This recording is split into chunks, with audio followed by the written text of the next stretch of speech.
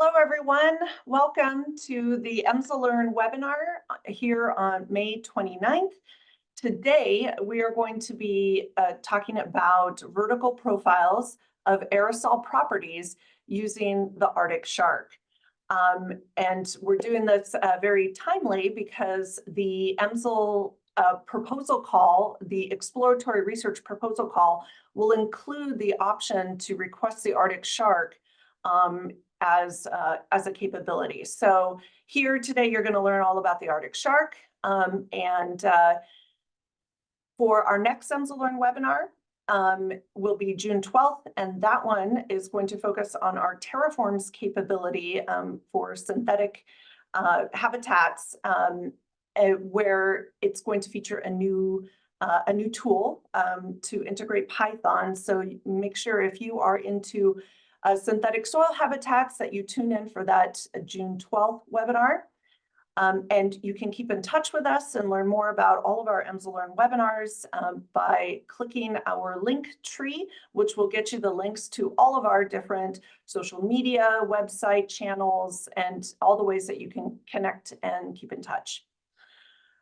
So for today, our presenters will include Fenmei, who is going to walk you through the mid-size UAS capability and data access that's available through the Atmospheric Radiation Measurement User Facility, also called ARM. Next, we will have Zezhen or Cheng, who is an EMSL chemist, who will chat with you about collecting size and time resolved aerosol samples for offline microscopy and high-resolution mass spectrometry analysis. And then our final two speakers are Gregory Vandergrift, an EMSL chemist, and Xena Mansoura, who is an EMSL Postmaster's Research Associate. And they will discuss integration of EMSL's microscopy and mass spectrometry resources. And so with that, at the end of today's webinar, we will take your questions, and we encourage you to post your questions in the Zoom chat so that our speakers can answer them at the end of all of the presentations. So we will begin with Fen. So take it away, Fen. Okay.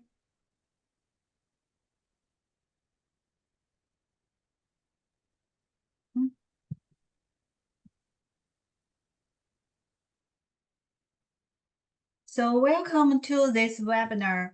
And I work for the ARM aerial facility, and we have, other than the research aircraft, also have this middle-sized UAS, which we call it ArcticShark. For now, we had one ArcticShark and three TigerShark, which is a similar size as the ArcticShark, can hold up to 100 pounds payload.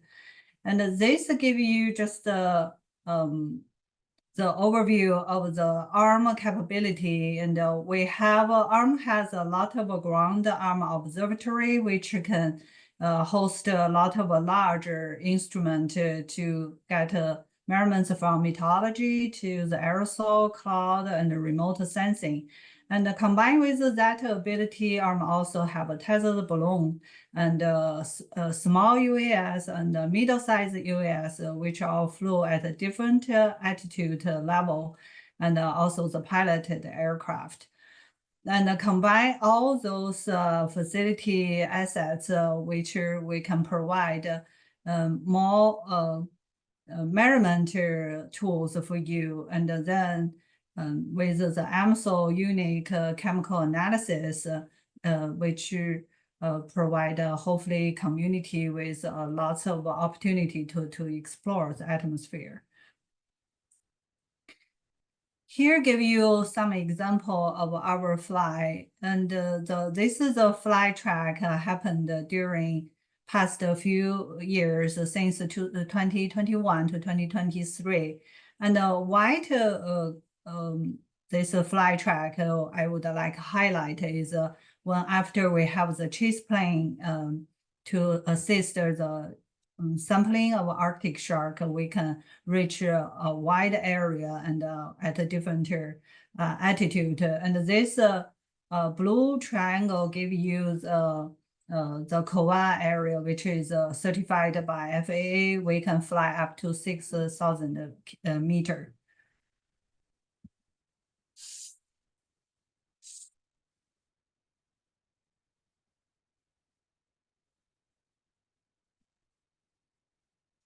Here list all the measurements we provide for now, and basically we have two category. Baseline measurements can happening with each of the fly. It has a meteorology information, provide some flux measurements, mainly folks using the AIMS-30 instrument and some faster temperature sensor.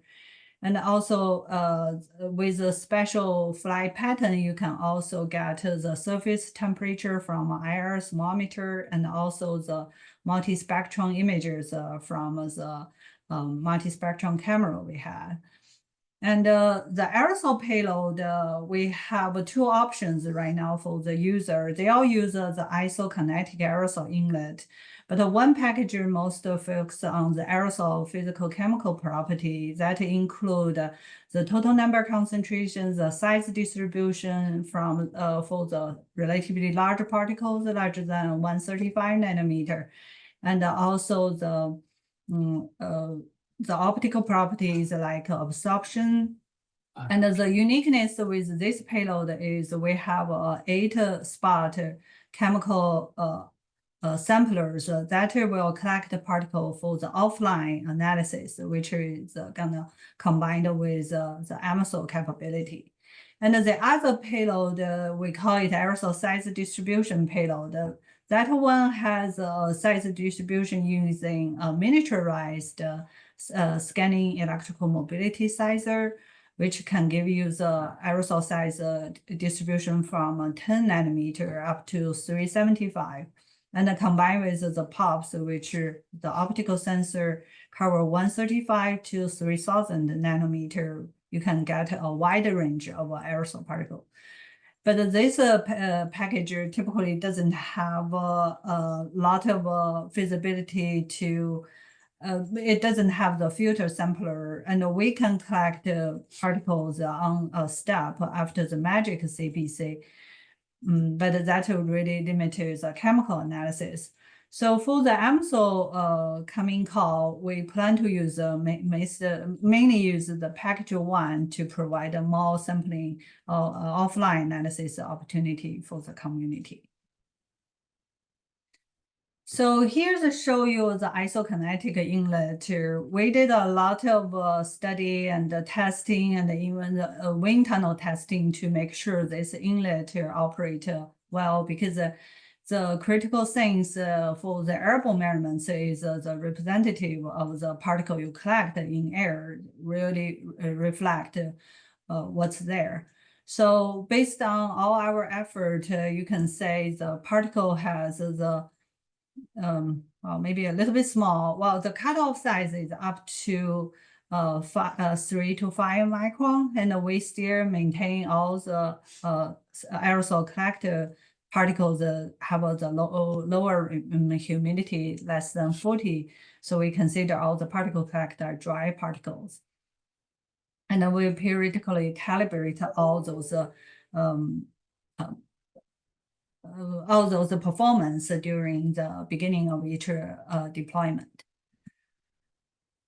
Here shows the main package. I think everybody more interested. The left side is looks a little bit messy because there have a lot of cables, all those things. And from here you can say this is a POPs, and this is integrated with the chemical sampler to filter sampler, and the OPC and the CPC in all this. And the right side, you can see we have one of the example data to combine all of those instruments together to test our reliability. During the after each of the fly in 2021, we calibrate them after each fly. And right now, since they're really operate very stable, we calibrate before, after, and in the middle of the campaign to double check the performance of all the instruments to make sure they provide the reliable data. Here's one example from package 2, and just show you like the top panel, just show you the aerosol size distribution we observed using the MSIMS during the flight. Those black lines show you the altitude of the flight. And between the around 300 meter and up to 1,450, we observed the particle size distribution actually mirrors the ground SMPS, and consider that they is a well-mixed boundary layer. So this really shows the reliable data we can get. And in our recent study, we have observed we tried one thing to help provide more data for the community. That is, we used the POPs size distribution and some chemical composition measurements from Aerosol, like the top seems to get the information of the 3D structure of the particles, and have used some AMS data to get the chemical composition. Use those, we can estimate the organic and the overall aerosol hygroscopicity, and eventually estimate the Zezhen activation profile for the 2021 flight. Here is the plot. So you can say, like, if we consider well mixed, it will kind of overestimate the total number concentration, and that shows the unique capability of EMSL technique can provide for community.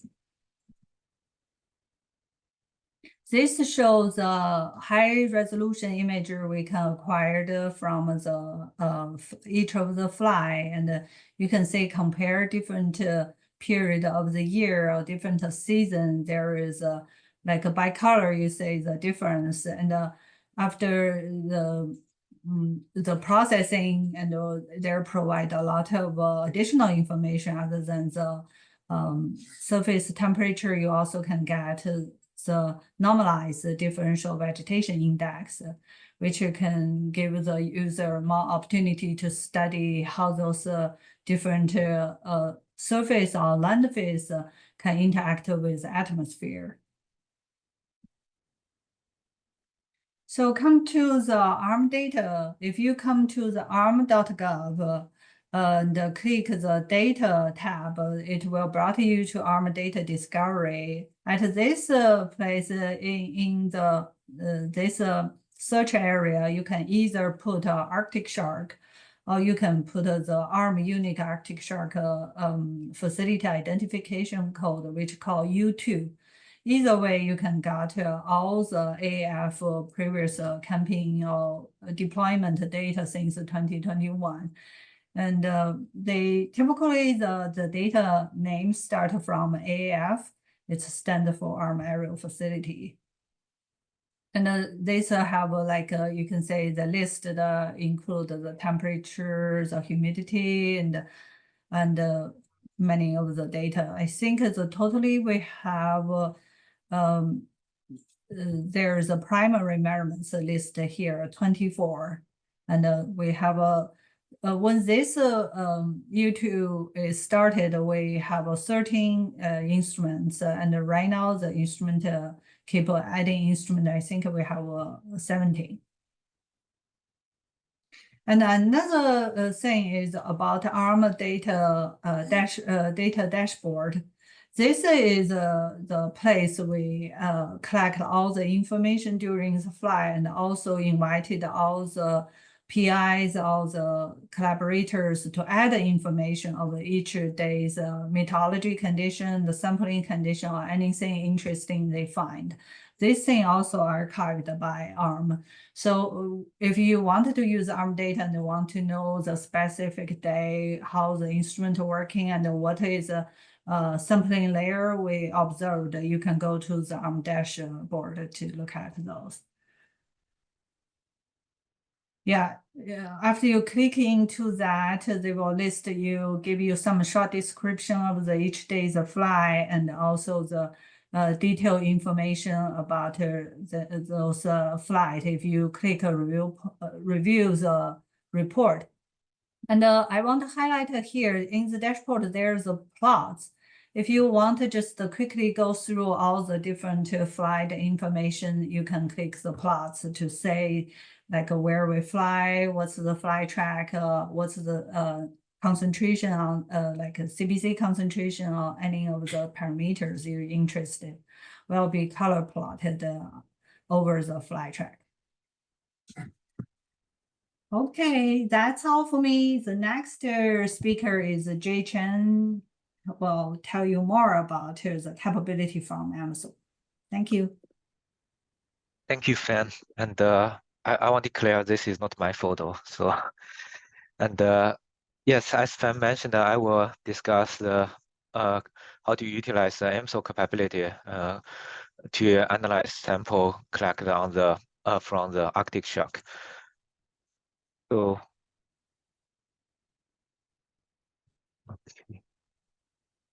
okay, before I start with that, I want to point out EMSL gonna have a user meeting in this October talk about the atmospheric processing. So please, we are welcome you to submit an abstract and attend the meeting. And also, as you may already realize, the exploratory call is open, is posted, and the letter of intent submission will open on June 11th.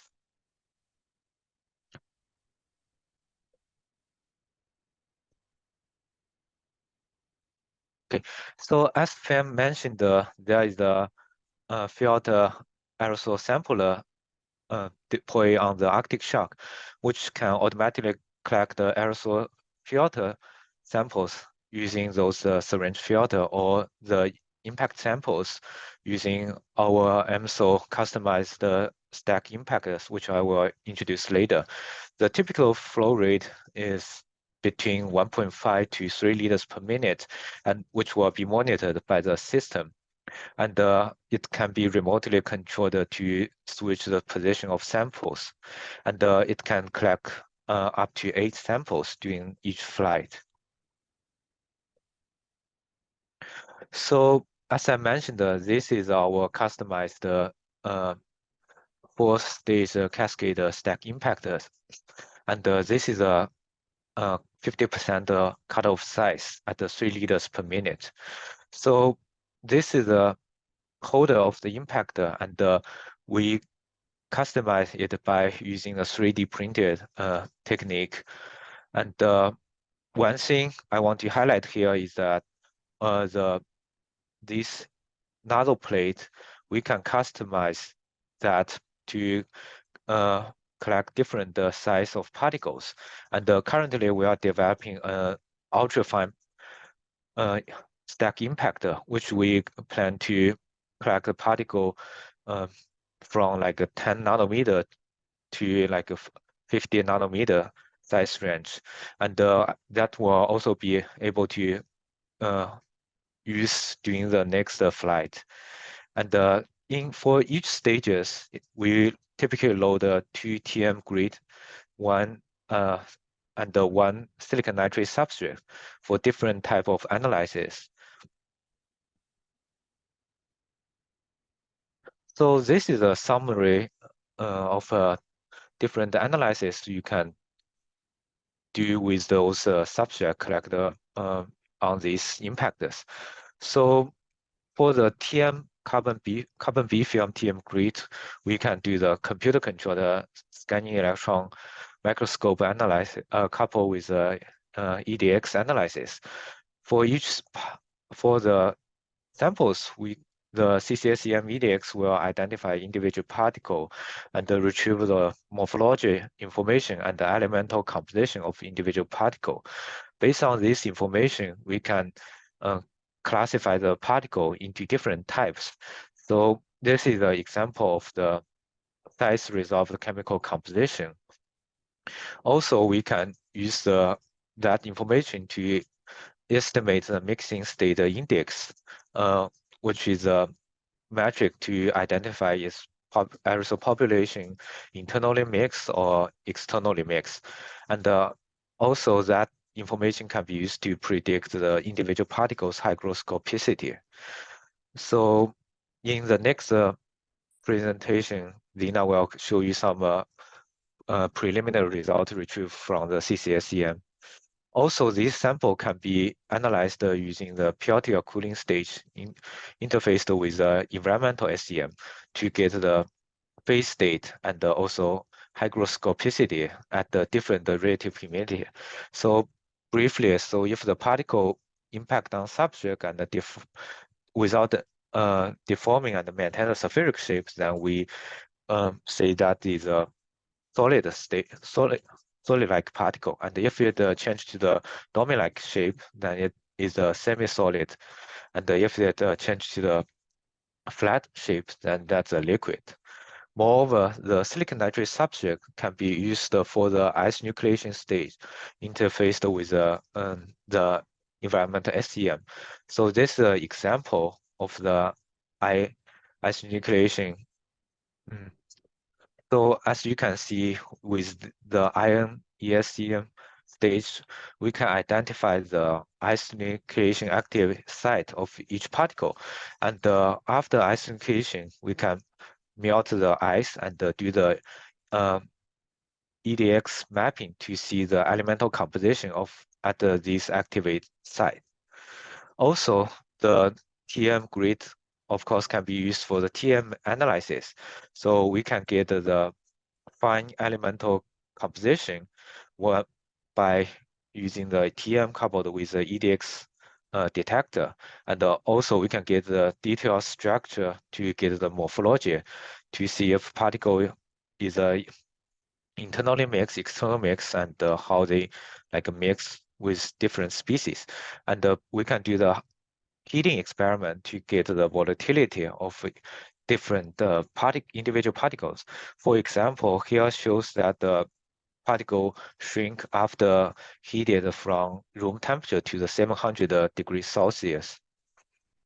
And also we can do the surface chemical analysis using different instrument at EMSL.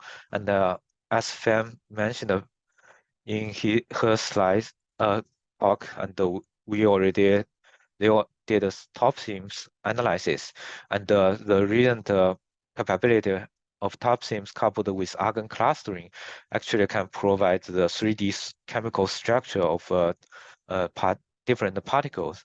And we also can do the high resolution mass spectrometry analysis using the nano-DESI capability directly on the silicon nitrate substrate. And Xena gonna present the preliminary results from one pilot flight using the nano-DESI technique. Okay, so that's all I have. And then our next speaker is Xena.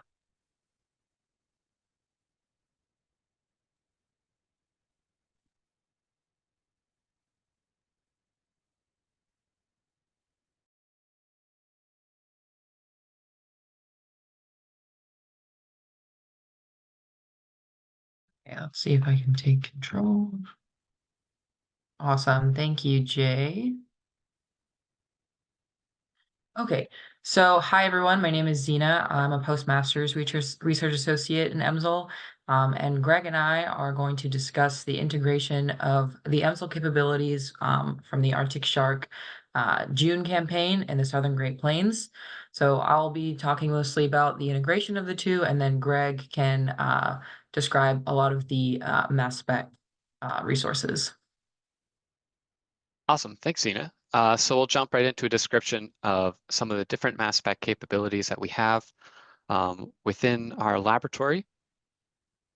But briefly, before we describe the explicit resources, I just wanted to define a few acronyms for us. So I'm going to be using HRMS to describe high resolution mass spectrometry. And this is in specific distinction to other forms of mass spectrometry that are commonly applied to atmospheric science, specifically aerosol mass spec, which is incredibly useful and has incredible utility for a lot of different applications. But what high resolution mass spectrometry can specifically inform with respect to our interests is constituent organic molecular formulae. In other words, we can take a peak and we can assign a molecular formula to it, provided that the ionization source is soft, so it doesn't induce some kind of fragmentation to the species that we see. And we also need to have the high resolution capability if we want to be able to resolve species sufficiently from each other so we can get as many molecular formulas identified and have the confidence that we're identifying them correctly. So just as an example of this, the left-hand side mass spectrum here shows what some representative secondary organic aerosol might be. And if you zoom in on a nominal mass, you can see that these peaks are actually separated by very small differences in mass amounts. These can correspond to the differences in various isotopes, leading to have increased confidence in assigning things like nitrogen and sulfur-containing species, or they could just be completely different combinations of carbon, hydrogen, and oxygen. So next slide. So a brief overview of the different kinds of mass specs that we have. We have a few different orbit trap capabilities. We also have various Fourier transform ion cyclotron resonance instruments going from a 7 Tesla field strength all the way up to 21 Tesla field strength as well, where the higher field strength here just allows us to resolve more complexity. So things like a biomass burning sample, maybe you want to move to an instrument like that. We also recently acquired an Agilent gas chromatography QTOF system that is ideally suited to some VOC measurements. And again, to reiterate from the last slide, why do we want this HRMS capability? It reduces a lot of the ambiguity in our measurements. In other words, does one peak actually mean one formula? The higher resolution we go to, the more confident we can be in that assertion. An example of applying that high resolution mass spec data is the figure on the right. We can get some things like volatility distributions where we can estimate or parameterize what the volatility is of individual molecular components using these parameterizations that are established by other groups, for example, Manabu Shiraiwa's group. So we can get an idea of the IVOC components all the way down to the ELVOC components in individual samples. And furthermore, it doesn't just stop with understanding what the molecules are in a sample. We can use them as inputs for various modeling approaches like particle growth or evaporation kinetics or other such things. So here's just a few fun pictures. We're not going to be able to describe in depth every single mass spec capability that is relevant to atmospheric science. We don't have the time for that, but I did just want to do a quick shout out of things beyond those that are going to be demonstrated explicitly here with the ArcticShark. This is just us dipping our toes into the water, but theoretically, any of these mass spec capabilities can be interfaced with the samples that we collect from the ArcticShark, including but not limited to the ones pictured, which are FTICR instrumentation. We have aerosol mass spec, orbit trap as mentioned, but we also have real-time mass spec, single particle capabilities, isotope ratio, inductively coupled plasma, and secondary ion mass spec as well. The one capability we want to really showcase as part of this integration of ArcticShark with our EMSL capabilities is a means of getting the sample into a high resolution mass spectrometer. And we typically use nanospray desorption electrospray ionization, or for short, the acronym is NanoDesi. Why would we want to use such an implementation? Firstly, it allows us to do a direct analysis, immediately going from sample to the mass spec without a lot of sample preparatory steps. As a result, it lets us have a very concentrated in situ extraction. And something that is really relevant to ArcticShark that we demonstrated recently is we can directly sample off of these silicon nitride substrates, which is typically the substrate that is used for sample collection on the STAC platform. And it is the kind of sample substrate that we're going to be demonstrating subsequently through Xena's part of the presentation that was aboard the ArcticShark. What this practically means is we can do mass spec information off the same sample that we used for microscopy. The mass spec part is destructive, so you would want to do it second because we're desorbing the sample itself, but we can get all of our microscopy information and then we can figure out what the sample is made of afterwards. Again, we can tailor the solvent system if we're interested in certain polarities. And again, this nanospray desorption electrospray ionization interface is just an interface. It doesn't belong to an individual mass spectrometer, meaning that we can interface these kinds of molecular level informations with a variety of different instruments. And the last thing I really want to highlight here before passing it over to Xena is what I was showing you previous, mostly is well suited to some of the particle phase measurements, things that have lower volatilities and actually are collected on these filters and or substrates. But we also recently developed something called a time-resolved automated volatile organic compound sampling system, or for short, TRAVIS. You can see some pictures of it on the left and center, and on the right shows its flow stability over time and across altitudes. And practically, this lets us get vertically and time-resolved VOC measurements. We've deployed it with tethered balloon systems, but we're excited to deploy it with the ArcticShark in the future as well. So it collects samples onto an activated carbon tube, and then we take them back to the lab and we analyze them by GCMS. Cool. Thank you, Greg, for that awesome introduction. So I'm really excited to show you guys some preliminary results we have from our first pilot study in the Southern Great Plains, where we integrated both microscopy and mass spec results. So the first thing I want to show is the flight profile of the ArcticShark. And what I really want to highlight here is, first of all, how high we can go with the ArcticShark. So we are right at about 2,500 meters. That was the first kind of the first thing that the ArcticShark did, was go from ground all the way up to 2,500 meters. It flew around for a little bit, and then right at the first sampling altitude of 1,829 meters, we had a kind of stable kind of sampling time for about 20 minutes. And then we flew down to the next sampling altitude and so on and so forth. And so we got 6 unique altitudes. And what I really want to highlight here is how much vertically resolved information we can get with the ArcticShark. And so in this case, we have 6 unique resolved altitudes.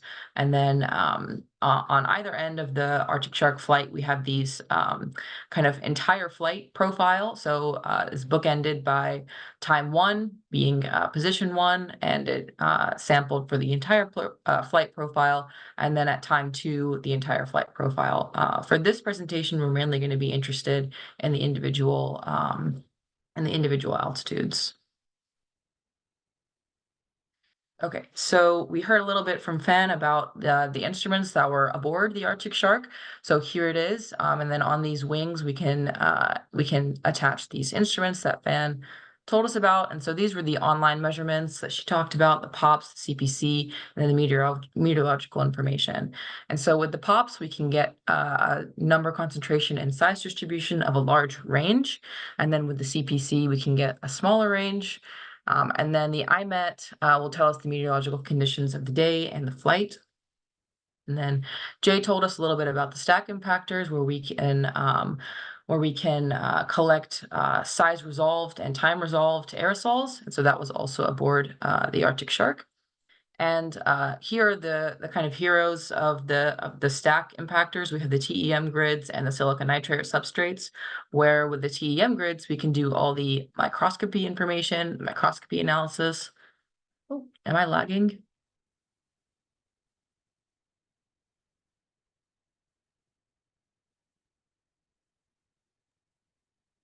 You seem fine to us.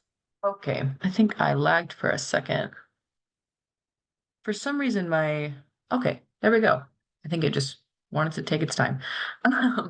So here we have the SEM analysis, where we can get the size and the morphology and the chemical composition, like Jay told us. And then we can also do all types of multimodal analyses with the TEM grid. And then the silicon nitrate windows is where we employ the nanodesi. And so that will specifically give us the organic molecular composition, molecular formulae of these samples, and then we can also do TOF SIMs. Okay, so what exactly did the atmospheric conditions look like for that day? So we sampled on June 19th, 2023. And on this left panel here, we have radar information. And so this top panel, we have backscattering of light. So we'll take this kind of panel by panel. And this top panel, we have this high kind of really thin layer of clouds.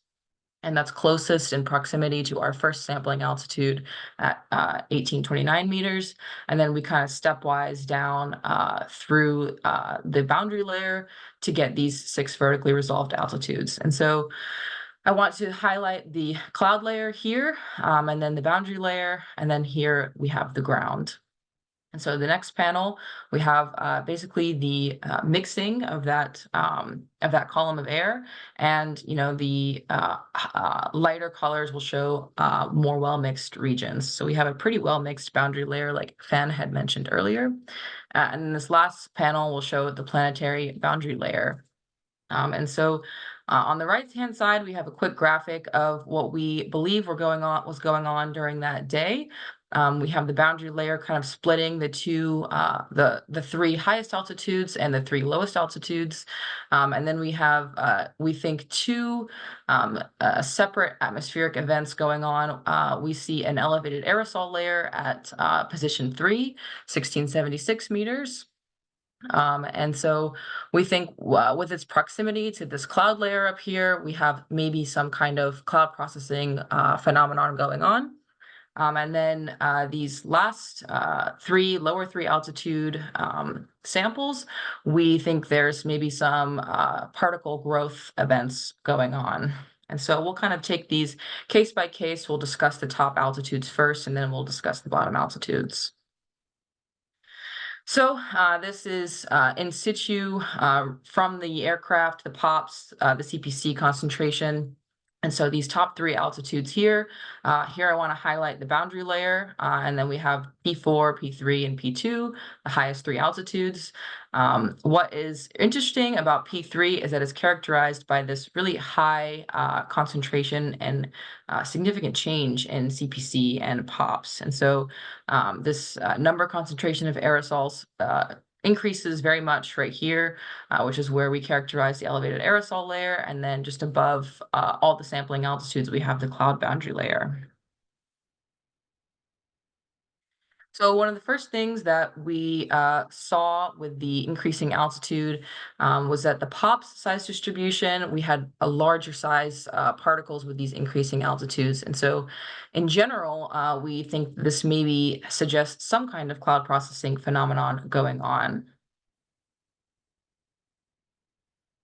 So some preliminary results from the CCSEM EDX data. First, I'd like to show some images. So this is that P4 layer. And then as we increase in altitude, we see lots of organic coatings around these particles.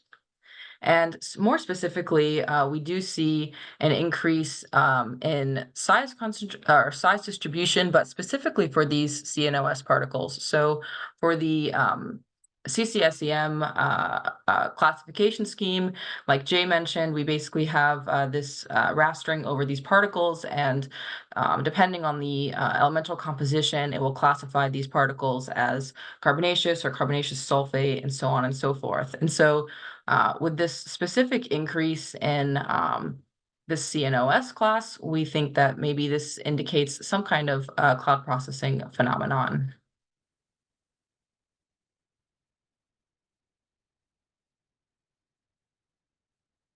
I think it likes to take its time a little bit. Okay. So how did we integrate the mass spec results and the microscopy results, and how does this support our cloud processing hypothesis? So we particularly were interested in the organonitrate groups in the mass spec because these molecules are particularly susceptible to hydrolysis reactions. And so we decided to kind of probe the molecular formulae specifically of the nitrate groups and see if there were any kind of reactant product matches that we could attribute to some kind of nitrate hydrolysis reaction going on. So on the on the y-axis, we have relative humidity and then percent hydrolysis. So how many of those reactant product pairs did we find in the mass spec data? And so you can see that with relative humidity, these hydrolysis reactions trend pretty much until this elevated aerosol layer, where we see a slight increase of this little bump in hydrolysis reaction percentage. And so we attribute this to maybe being close to the clouds and having some kind of cloud processing phenomenon going on there. Okay, so now going down to the lower altitudes below the boundary layer, we have P5, 6, and 7. And sorry, I don't have it here, but I really wanted to highlight P6 versus P4, which was up here. So these two particles, these two samples show really interesting trends in the particle growth formation event that we think is going on. And that is really highlighted nicely by the mass spec data that we have. So the in situ POPs data from this flight, I want to direct everyone's attention to this region right here. So this is where P4 sampling time was in this red box. And then pointing to this pointing arrow has the POPs number concentration increasing.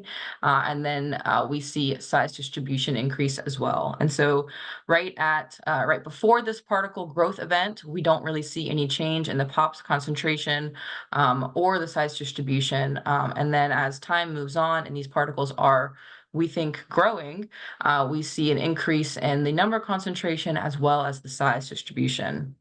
And so from about this region to this region in time, we have those lower 3 altitudes that we think there's some kind of particle growth event going on in these altitudes.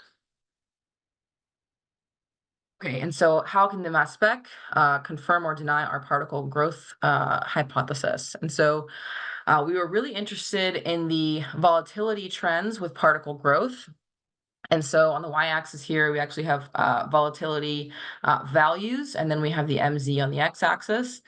And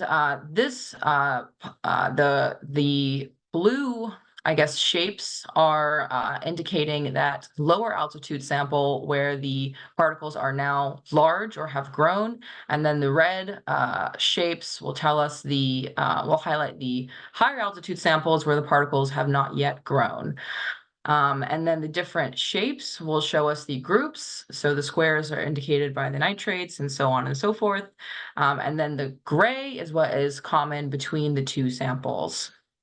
And then, so we see that with the particles that have grown or that are growing, we see most of the distribution is higher in volatility. And then with the particles that are smaller, we see a really dense region of ELVOCs.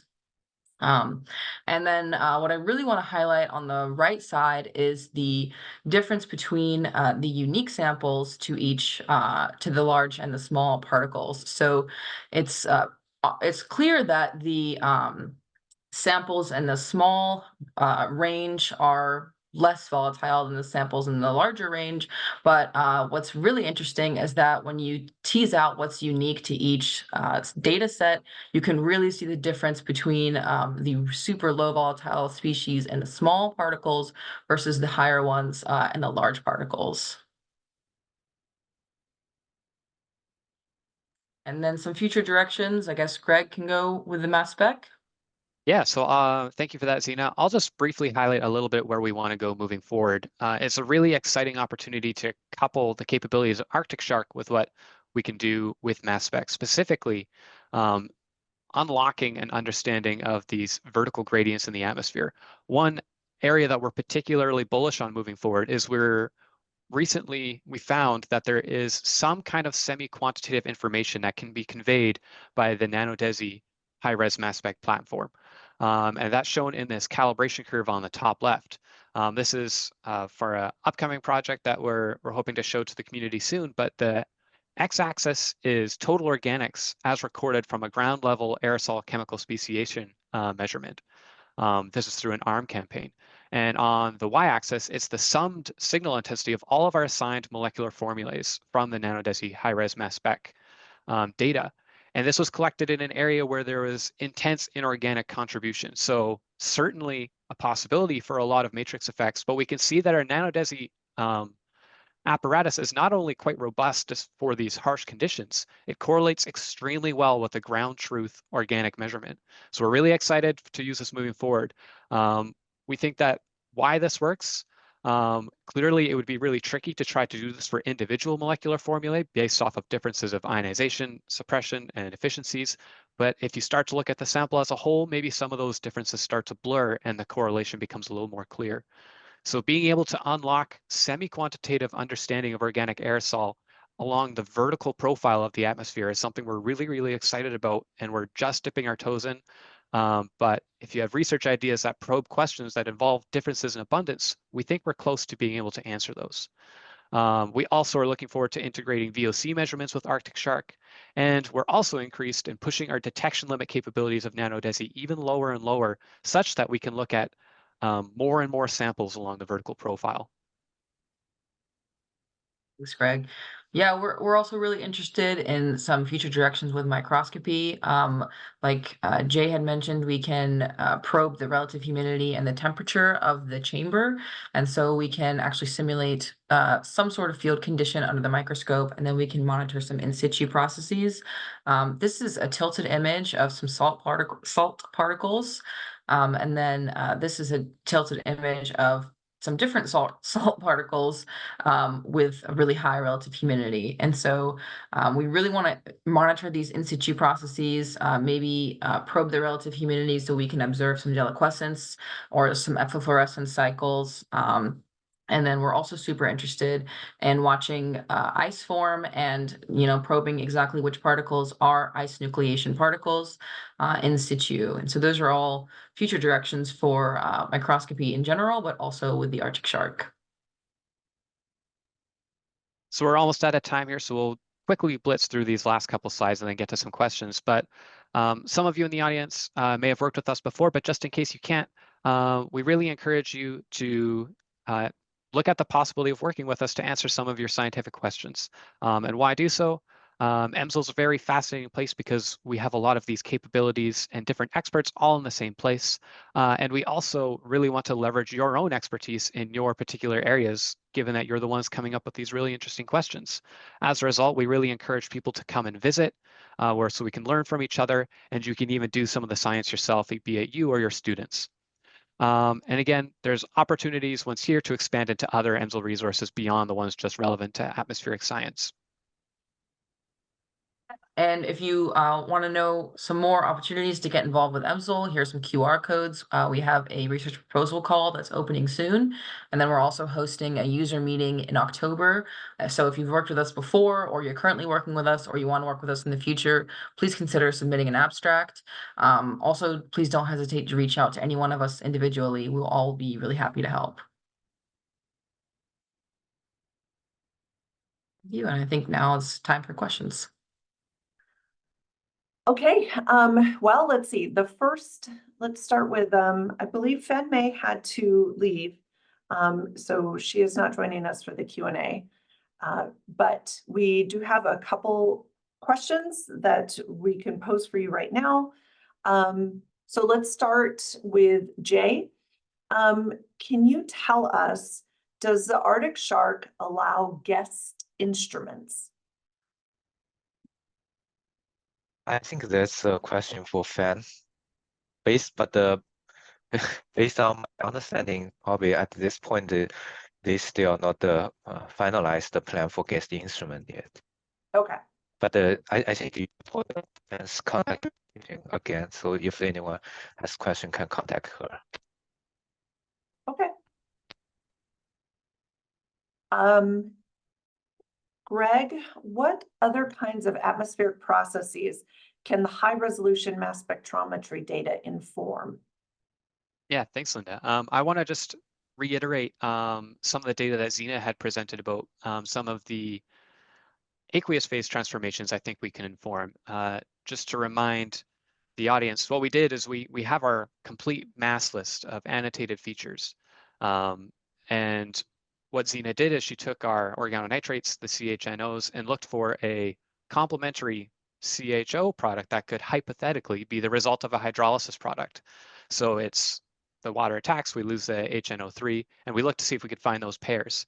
And we found that really great correlation with our vertically resolved relative humidity measurements, which in our minds, we're quite bullish that that is something that really directly informs aqueous phase transformations. So you can imagine probing our annotated peak list for reactants and products of other atmospheric processes is certainly within the capability of us to check out, even if we haven't completely validated them yet. So any process that has a beginning and an end, theoretically, we could look for those different reactants and products. As examples, if we understand specifically about new particle growth, kind of like what Xena hinted at, we could look at things that indicate the before and after and look for direct chemical evidence of it. We could also look for things like oxidative processing. We could look at compounds that facilitate partitioning into the particle phase versus gas phase. A lot of this, again, is necessitated by collecting a high degree of time-resolved samples because a lot of these processes we're interested in happen very quickly.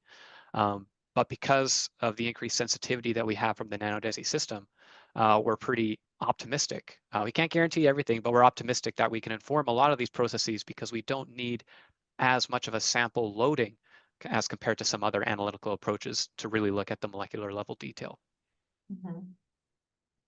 Okay.